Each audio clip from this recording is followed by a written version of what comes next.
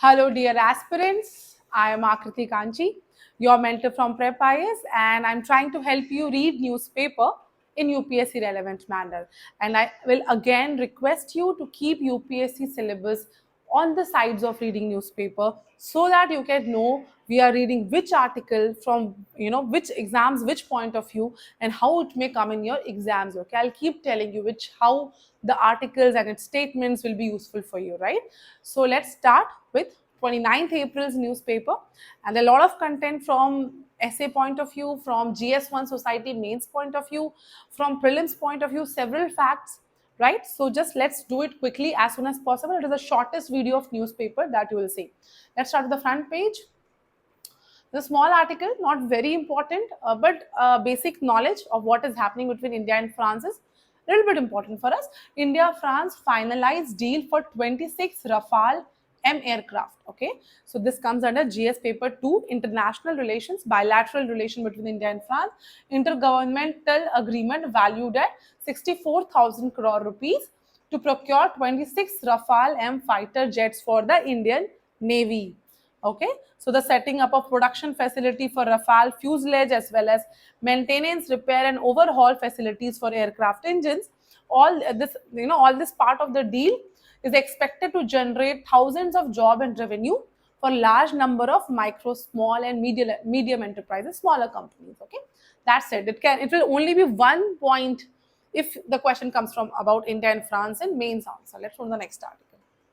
Now, this article you should know from prelims point of view also and mains point of view also. 10 rupees 10 lakh health cover rolled out for Delhiites aged 70 and above. Okay, so we should know about these schemes. It is in our syllabus GS paper 2, welfare schemes for vulnerable section by center and states, and here both center and states together are partner in this scheme. Okay, this is centrally sponsored scheme, so both center and state will be contributing funds to it. So Union Health Ministry's Ayushman Vay Vandana Yojana, this is an health insurance scheme for elderlies. Okay, it is a Ayushman Vay Vandana Yojana. I'm repeating again. Okay, the health insurance scheme allows those aged 70 and above to avail of free secondary and tertiary health care up to cost of 10 lakh rupees. Okay, secondary and tertiary care hospitalization is there. 100 hospitals in Delhi are empaneled here so that they can take services in several places. The CM said all city residents, regardless of their income, could register themselves for the Ayushman Vay Vandana Yojana by providing proof of residence that they live in Delhi. Okay, and the beneficiaries' health records and etc. will be written in the Vay Vandana cards that will be made. It will provide free health checkups, medicines, treatments, including emergency care at any one of the empaneled hospitals. So this is the Ayushman Vay Vandana Yojana, and it is benefiting people 70 and above. Let's move to the next article. Yeah, so we directly come to editorial, not strong enough. So what is not strong enough? UNSC, United Nations Security Council, stands on what happened in Pahalgam is not strong enough as it should have been. This comes under GS paper 2, important international institutions. United Nations Security Council is the teeth and the power and the force behind United Nations. Okay, it's a very important international organization. So UN Security Council statement condemning in the strongest terms the terrorist attack in Pahalgam was necessary but not adequate. The members of security councils that include Pakistan. So Pakistan currently is an elected non-permanent member this year. So most of the UPSC aspirants, and if you have not been studying from a long time, you should know that UNSC has 5 permanent members. Okay, it's USA, China, Russia, right? So if you know, UK is there and France is there. Okay, and so these are the 5 permanent members, and rest of them are elected on rotational basis. They are non-permanent. Okay, so Pakistan right now is there in the UNSC, elected non-permanent member, and China, its all-weather friend, is there as a permanent member of UNSC. So because of their support and their influence, the UNSC did not even name the resistance front, which itself claimed the responsibility, and it even did not refer to the group's linkage to UNSC designated terror outfit, the Lashkar-e-Taiba. Okay, so that statement made no mention of the terrorist intent to target non-Muslims, instigating communal tensions. Language was watered down, it was diluted. Intent diluted, given that Pakistan is a member of the council and with China's support. China is quite important. So India's next option may be to bring more strongly worded statement in UN General Assembly, as various countries have done in Gaza and at other places. Okay. Next article.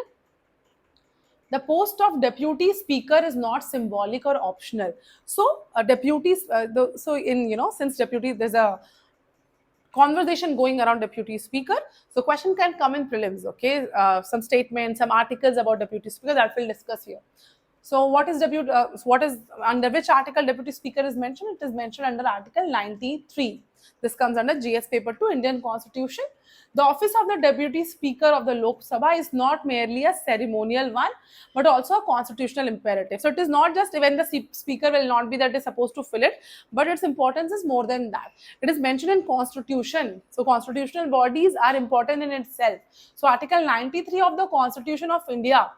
Okay, so this role is not just supplementary to the speakers, it is vital for the uninterrupted functioning of the lower house of parliament, that is Lok Sabha. This has happened in the first Lok Sabha of for the first elected parliament of India. We'll discuss it later. So Article 93 clearly states the house of the people shall, as soon as may be, choose two members of the house to be respectively speaker and deputy speaker. Okay, and Article 94 states that the deputy speaker remains in office until they resign, are removed, or cease to be a member of parliament. Okay, and Lok Sabha, so intent of constituent assembly makers was that the Lok Sabha must never function without a second in command, a constitutional safeguard to ensure institutional balance of Lok Sabha.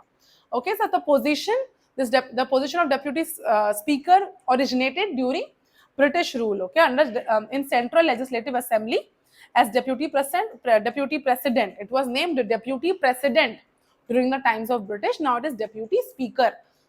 So the first to hold the office was Sachidanand Sinha in 1921. By the time India achieved independence in 1947, the deputy speaker had already become an institutional fixture in legislative governance. So it became important. Okay, and the first elected deputy speaker of India's Lok Sabha after independence was M.A. Iyengar, a respected parliamentarian who also served as the acting speaker when actually the speaker had a sudden death. So G.V. Mavlankar in 1956 was the speaker and he faced a sudden death. So then the deputy speaker had to fill in the vacuum, and it actually made the institution, it gave the stability to the institution of Lok Sabha. Okay, so this data you should know. Okay, who was the first elected deputy speaker of India's Lok Sabha? This is M.A. Iyengar, and you should know this case with G.V. Mavlankar. Okay, so constitutional expert Subhash Kashyap has mentioned that speaker cannot chair proceedings for hours. Okay, so speaker is also a human. He cannot just keep sitting there. He might face some issues and that can lead to some absence. So deputy speaker has to fill in the space. Okay, but the deputy speaker's role is not limited to filling in the place of speaker when speaker is not present. They also chair important sessions, presides over specific committees, and handle sensitive debates that require a trusted and neutral authority. So deputy speaker, like the speaker, is expected to be neutral, non-partisan, okay, and to act impartially once elected, regardless of party affiliation, regardless from where they are coming. They should not show lineage towards those parties. It is also expected from the speaker. And in UK, amongst the one of the best practices is that in UK, the speaker, when comes from a party, and when they take the position of speaker, they leave the party's membership, and post the position of speaker, they also leave the active political career of theirs. Okay, that's a great example where speaker can be non-partisan and very, very neutral. Okay, and see this statement come in your prelims, whether though not legally binding, so it might be written that under the constitutional convention, the post of deputy speaker should go to the opposition. So this statement is wrong. Constitution doesn't say that deputy speaker has to come from opposition. This is just parliamentary conventions. Okay, so you should know what constitution has written and what are parliamentary conventions. So UPSC can play like that. Okay, constitution doesn't mention like that, but under conventions, the deputy speaker comes from the ruling party, and deputy speaker is supposed to come from the opposition party, just a convention. Okay, so this kind of thing you should know. But constitution does not prescribe a rigid timeline, and that's why deputy speaker's post has been vacant for a long time.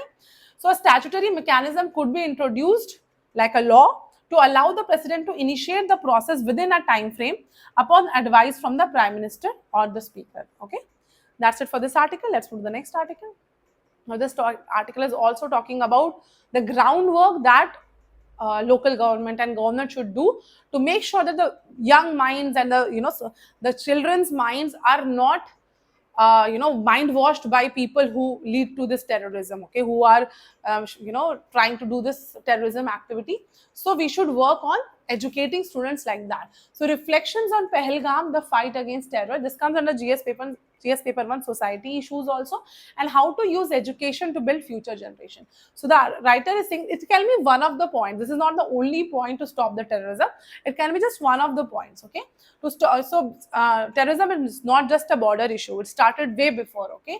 So a mind that is unemployed, uneducated, and unexposed to the world beyond an echo chamber. So echo chamber is created by this vested interest kind of people who make this, who bring the terrorist out of normal people, okay. So that is the main issue. So that's why we have to choose our battlefield even very initially in the life of children, that is classroom, okay. And by reimagining our education system and grassroots vigilance. So there should be vigilance since initially, since the when the school starts, because you should know which children is behaving how, especially in areas like this, okay. So we need more moral courage, empathy, stories of shared humanity, so that children know these are the norms. Sharing, loving, caring is the norm, okay. Introduce conflict resolution, peace building, media literacy early on. Children must be taught how to disagree without violence, okay. So if I am disagreeing with you, I don't have to be violent. It should be okay to disagree, right? And how to challenge dangerous narratives with critical thinking. So if somebody is offering me any propaganda, I should be able to question it. I should be able to think my own idea about it, whether that propaganda is right or not, right? So the curriculum should include peace studies from middle school, monthly story sessions on interfaith harmony and diversity, and practical ethics through community service projects. You can mention these suggestions in case studies also, that what steps, short-term steps as a district magistrate you can take, and what long-term steps. So these are long-term steps, okay. This monthly story sessions, interfaith harmony, diversity, practical ethics. So people generally talk about community awareness and discussion. That is not sufficient. This is more specific, okay.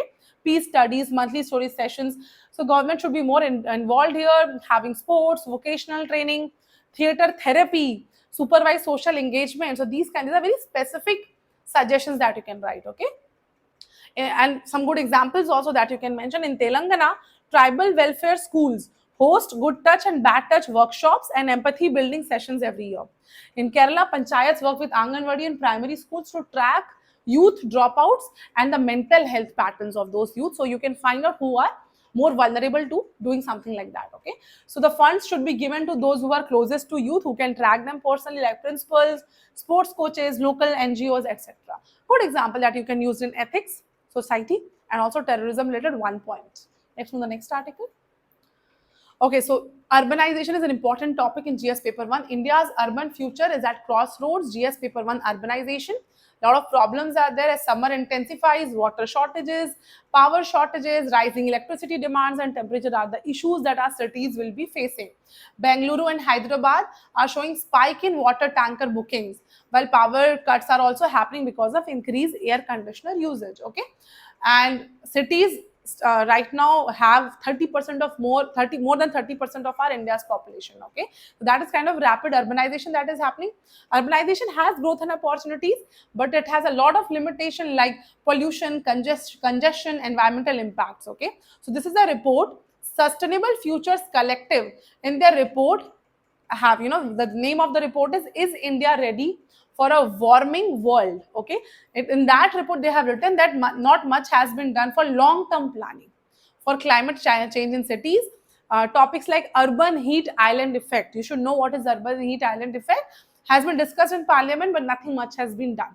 So you should know about SDGs, sustainable development goals, which is to be achieved by 2030, okay. So sustainable development goal 11 is about inclusive, safe, resilient urban environment. So you should know when urbanization topic or question comes, SDG 11 should be mentioned. Okay, so India lacks city level tools for effective tracking. Niti Aayog does have SDG Urban Index, which ranks 56 cities on 77 indicators, but it does not include SDG 11 components as it should have, right? So it's limited to 4: Swachh Survekshan, road deaths, Prime Minister Awas Yojana, urban, and waste treatment. Okay, there's another index, Ease of Living Index, which covers 111 cities, but that also lacks comprehensive SDG 11 components. Okay, so these are basic issues, and latest research says that most of the pillars of SDGs performance are I have not been fulfilled by a lot of states. Okay, there is one index you should know, Mobility Institute's Ease of Moving Index 2022. So this can come, who brings this index? Okay, so this is brought by Ola. This is a private companies index, Mobility Institute's Ease of Moving Index. This kind of question can come in your prelims to confuse you, and generally you will think that this is mostly brought by government organization, but it is not government organization, it is Ola. Okay, so amongst the 10 major cities, Ahmedabad ranked first in inclusivity, best. Thus Jaipur was the lowest, okay, because of its conservative environment. Bengaluru appeared to be the safest city, Kolkata least safe. Surat led in sustainability while Kolkata lagged behind. And in terms of climate resilience, Chennai was better, Jaipur was the least. These are the issues that we are facing. Okay, so that's why the editors are suggesting city must establish better mechanism for tracking the SDG 11 at urban local bodies level, integrated command and control centers. They are component of which scheme? Smart city scheme. Okay, so then they are developed under the smart cities mission. They should be leveraged to collect real-time data. A periodic urban poor quality of living survey at the state level is necessary to bridge this gap. Let's move to the next article. This article is not so important for us, but just a basic information what will determine the papal conclave. What is papal conclave? Now, it's a conclave, where the new pope will be selected. Simple, okay? So, what is the, so following the death of Pope Francis, the Catholic Church entered into the sede vacante. So, there is vacant, the Pope's seat is vacant. This period culminates in the papal conclave, the ancient ritual to elect the next pope, okay? Though it is considered to be spiritual, but it is also extremely political process. Okay, a lot of groups are having some political agenda there. The University Dominici Gregis, an apostolic constitution, governs the conclave. It dictates strict procedure, demands secrecy and complete isolation, but significant ideological differences marks the college cardinals, and there's an intense debate between two groups. One is reformist and the other is conservative. So you should know about Pope Francis. He was quite a reform, Pope Francis was quite reformist and very progressive. Let's move to the next article. Yeah, now this article in the next page, a very good conceptual article. You can see these women walking with pot of water on their heads. Difficult life, right? So that is what the article is talking about. Risk society. So here this so there is a person who has written this book, Ulrich Beck, in his book Risk Society. So new terminology he has mentioned, risk society. So role in a risk society, how women bear a disproportionate burden. So why have I chosen this article? From essay point of view also it is important. From GS1, globalization, modernization, its impact on women. What is the globalization impact on women? This generally when people have to write, this question has come in mains. Okay, so we have very limited points. So these kind of points will enrich your answers drastically. Recently marks have come in UPSC yesterday, and most of the people are feeling, why have I not scored well? So such distinctive points in your answers will make your answer stand apart. Okay, so this Ulrich Beck in his book Risk Society Towards a New Modernity has given this term risk society, which talks about a shift from industrial society to increasingly shaped by uncertainty and hazards. Okay, so in 1986, the world was shaken by a catastrophic Chernobyl nuclear disaster, okay, which was a very bad and released massive amounts of radioactive material into the environment. Then there was Fukushima nuclear disaster in Japan that took place in 2011, where dangers of nuclear energy was in densely populated areas. So the rapid pace of modernization can amplify risk. You can see this huge risk that happened because of modernization and industrialization, okay, with devastating consequences for human life and long-term environmental safety. Okay, so Ulrich Beck has mentioned this concept, risk society. Okay, this concept of risk society. So the focus moves from the distribution of wealth to prevention and management of risks, including health crisis, pollution, environmental degradation, which is coming from modernization. So modernization is not giving all the good things. Okay, that is the problem. So Beck's theory draws from the concept of reflexive modernization. What is reflexive modernization? The idea that modern societies must constantly reflect and adapt to the problems they have created. Okay, so modernization, when it was conceived, it was supposed to do all good, but sometimes it has consequences worse than the benefits also it has given. Okay, so the success of industrialization, such as nuclear energy, fossil fuel use, these are such unforeseen risks that begins to overshadow the benefits of progress also sometimes. So he has mentioned three distinctive epochs: pre-industrial, industrial, and risk society. So risk society, where rapid pace of modernization without proper checks and balances has resulted in risk society, but it is not just seen as an external threat. So risk society is not having risk from an outside agent, but generated by the very systems, the country itself intended, which is intended to ensure development and security, right? So this nuclear accident that happened with by the government, right? I mean, the government organization kept made it, and it was supposed to benefit, but instead it harmed, a lot, right? So the very system intended to ensure development and security are giving these threats: environmental disaster, pandemics. So there he is distinguishing, he is telling there are two type of risk. One is natural risk that comes from nature, and other is manufactured risk, which comes from human activities. So within this, he is talking about, in this manufactured risk, who will suffer the most. So who will suffer the most? It will be women, gender roles. So gender roles play a key role in determining who faces the more significant consequences of environmental disasters, health risks, and economic vulnerabilities. Women in developing countries are primary caregivers, household managers, so they will be in the forefront of risk mitigation. So they'll be more vulnerable, because if you see that when resources come to household, the least resources are given to women. Okay, so vulnerable due to unequal access to resources, decision making power, and healthcare services, exacerbating their exposure to these risks. Now this is content that you can use in any way that you want: essay, GS paper 1 answer society, several places where women issues are discussed, and even where the issues with modernization, the problems with capitalism and industrial revolution. Let's move to the next article. So this is a Supreme Court notice to government on a play to regulate sexually explicit content on OTT platforms. This comes under GS paper 1 society issues. We have had questions in past where the impact of phone on the minds of children. So the Supreme Court said a petition to check obscene, indecent, and objectionable content on OTT platforms raise an important and serious issue, as mobile phones have reached the hands of even children below the age of 10. Unfortunately, parents give phones to even small children, right? And if they see those content, they can misuse that content. They don't know how, they have not matured enough how to use it, right? So they can be wrongly influenced. Next article.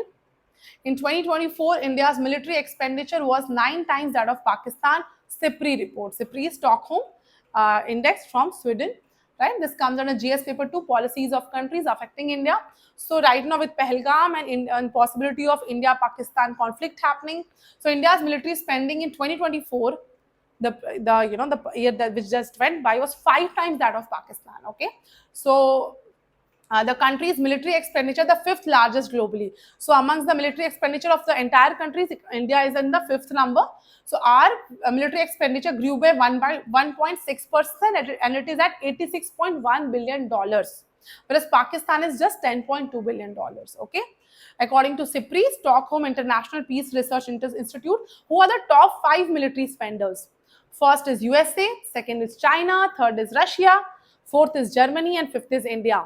And these 5 account for 60% of the global total. Okay, China's military expenditure increased by 7%, okay, to $314 billion. China is spending a lot. Okay, China accounted for 50% of all military spending in Asia and Oceania. So you can see China is at $314 billion.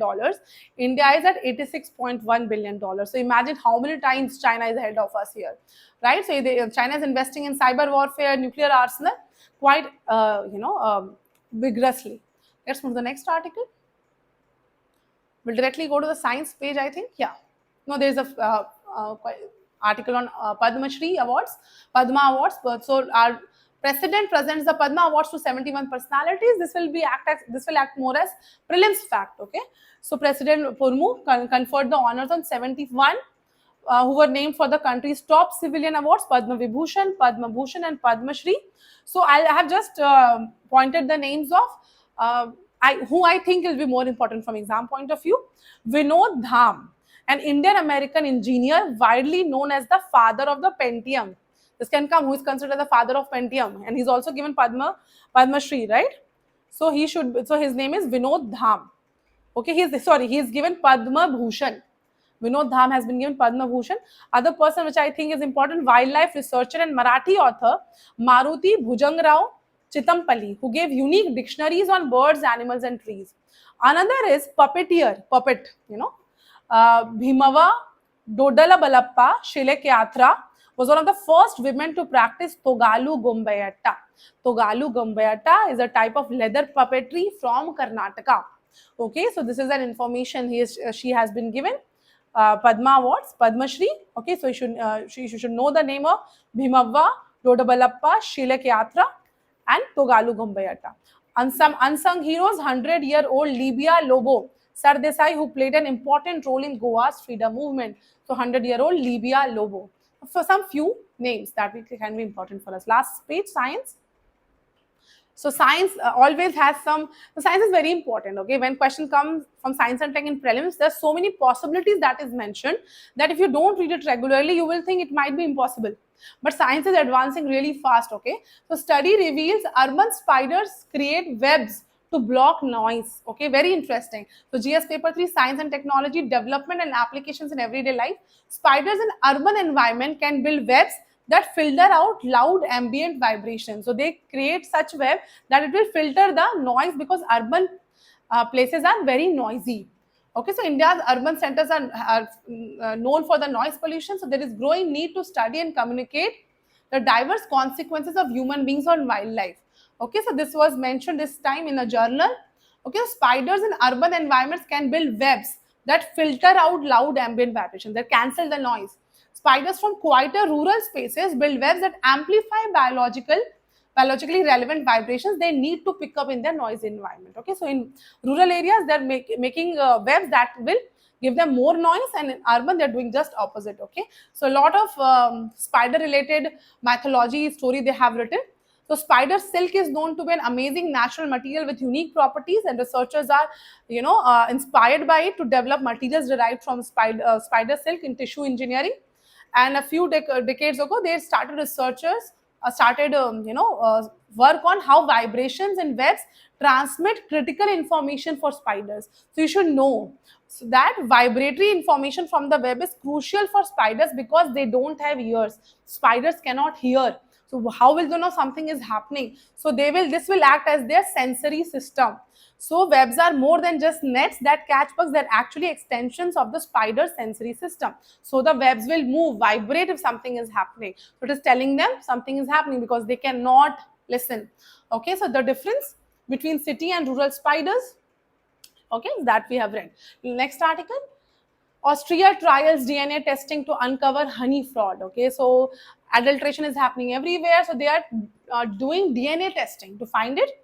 Okay, so honey cannot have ingredients such as water or inexpensive sugar syrups, so which might add to its volume, which is not good, right? So a lot of countries are checking it. While the European Union is the world's top honey producer after China. Okay, it is the second biggest importer also. Most of the blocks honey comes from Ukraine, China, and Argentina. Brussels has also set up experts to harmonize method to detect adulteration in honey. And how they will check whether honey is pure or not. Honey is full of DNA traces of information from the environment where bees collected the nectar. So it will have a varied DNA profile. Okay. So last quiz of the day, you should solve this quiz. So Mount Thor, named for a famous Nordic god, in Canada features the world's largest vertical drop. Okay, making it a destination for extreme climbers. Other is the Sheena people of Pakistan calls this mountain the king of mountains. So this is Nanga Parbat. Okay. The other thing is the dash is Africa's third lowest lying area because three tectonic plates are moving away from each other. So geographically question, okay, a point where three tectonic plates are moving away from each other and it is third lowest lying region. It is the Afar Triangle. Three tectonic plates are Nubian, Somali and Arabian. The last question is the places where the coldest air temperature has been recorded on the earth are called the pole of cold, and which is where in Vostok in Russia. It is Russia's Vostok in Antarctica, and also Russia's another town in north, which is Oymyakon. Okay, that much is enough for 29th April. Thank you.